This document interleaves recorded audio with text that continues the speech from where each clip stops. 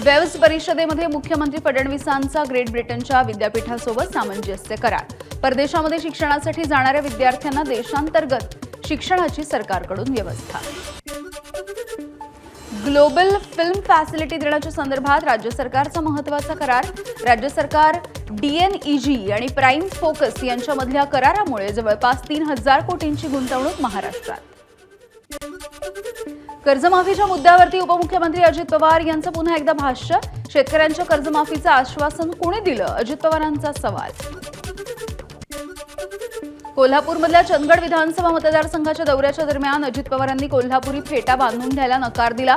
चंदगडमध्ये राजेश पाटील यांचा पराभव झाल्याने फेटा बांधून त्यांनी घेतला नाही। अंबादास दानवेंची पालघरच्या पोलीस अधीक्षकांवरती टीका। पोलीस अधीक्षकांकडून गद्दार आमदारांना गुजरातला जाण्यासाठी मदत। सरकारच्या 100 दिवसांच्या कार्यक्रमामध्ये पालघरचे पोलीस अधीक्षक ठरलेत राज्यामध्ये सर्वोत्तम। लाडक्या बहिणींना 2100 रुपये न देऊन महिलांची फसवणूक करणाऱ्या महिला विभागाला अव्वल क्रमांक म्हणजे आश्चर्याची बाब आहे। काँग्रेसचे प्रदेशाध्यक्ष हर्षवर्धन सपकाळ यांची टीका।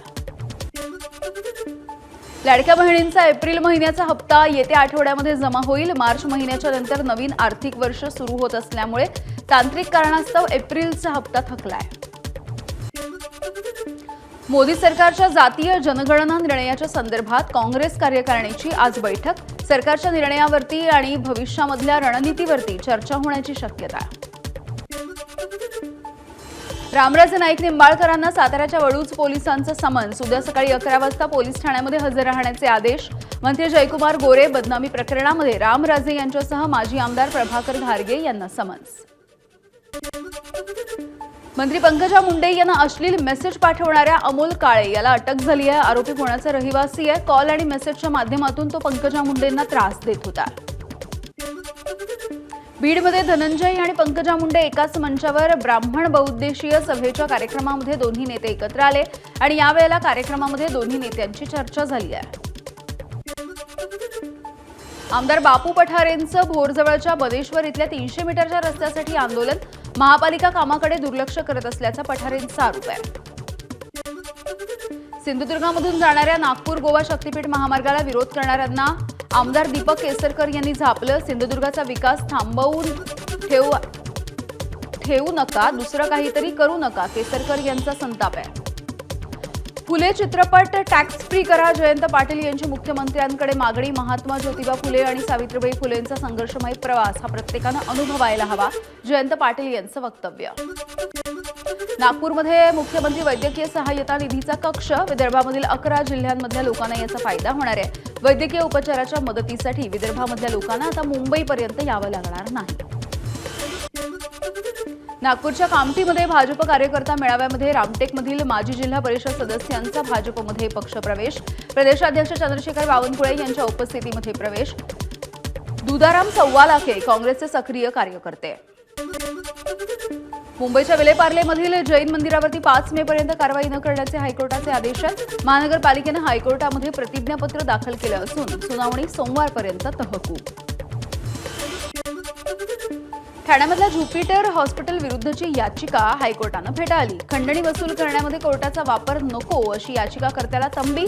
ठाणे महानगरपालिकेनं 2006 मध्ये हॉस्पिटलला दिला होता जादा FSI।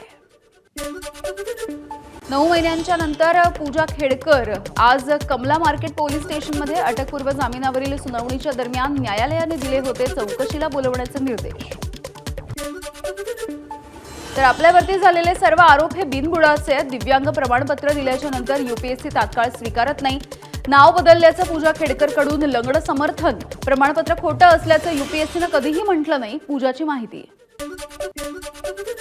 मुंबईमध्ये 3 लाखांपेक्षा अधिक घरं रिकामी असल्याचा अहवाल लायसन्स फोरास या संशोधन कंपनीनं दिलाय। मुंबई महानगर परिसरामध्ये घरांची विक्री होत असली तरी विक्रीचा वेग काहीसा मंदावलाय। पुण्यामध्ये 89,000 घरं रिक्त असल्याचाही रिपोर्ट आहे। भाजप आमदार अतुल भातखळकर यांनी केली मुंबईतल्या पोईसर नदीच्या रुंदीकरणाच्या कामाची पाहणी।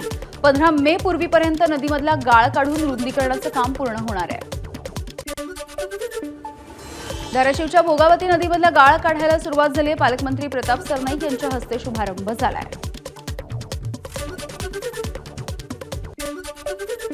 महाराष्ट्रामध्ये पुढील 4 ते 5 दिवस हलक्या ते मध्यम स्वरूपाच्या पावसाची शक्यता आहे. राजस्थानच्या पूर्व भागामध्ये वाऱ्याची चक्रीय स्थिती निर्माण झाली आहे, त्यामुळे याचा महाराष्ट्रावरती परिणाम होतोय.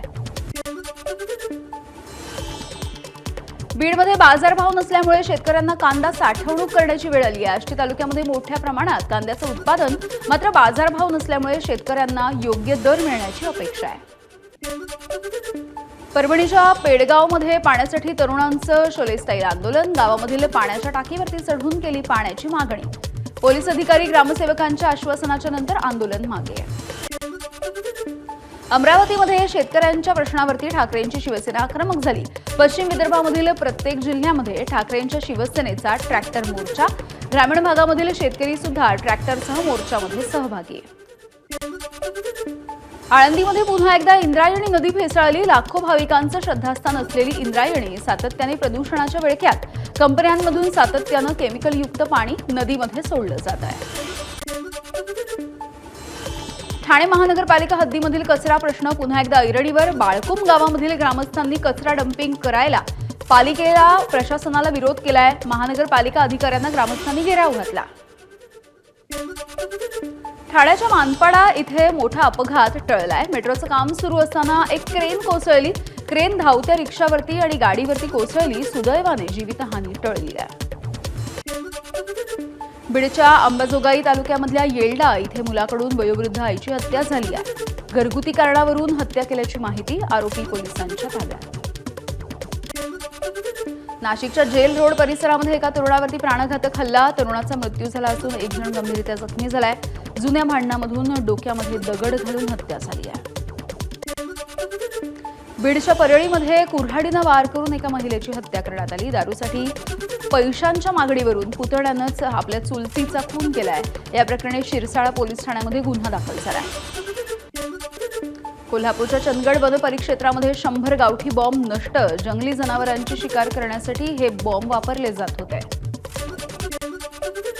जातनिहाय जनगणनेच्या निर्णयाचा धुळे शहर भाजपच्या वतीने जल्लोष. आमदार अनुप अग्रवाल यांच्या नेतृत्वामध्ये शहरामधील महानगरपालिका चौकामध्ये फटाक्यांची आतिषबाजी. परभणीमध्ये भाजप पदाधिकाऱ्यांचा जल्लोष. सरकारच्या जातनिहाय जनगणनेच्या निर्णयाचं स्वागत करत जल्लोष करण्यात आलाय. फटाके वाजवून एकमेकांना पेढे सुद्धा भरवण्यात आले.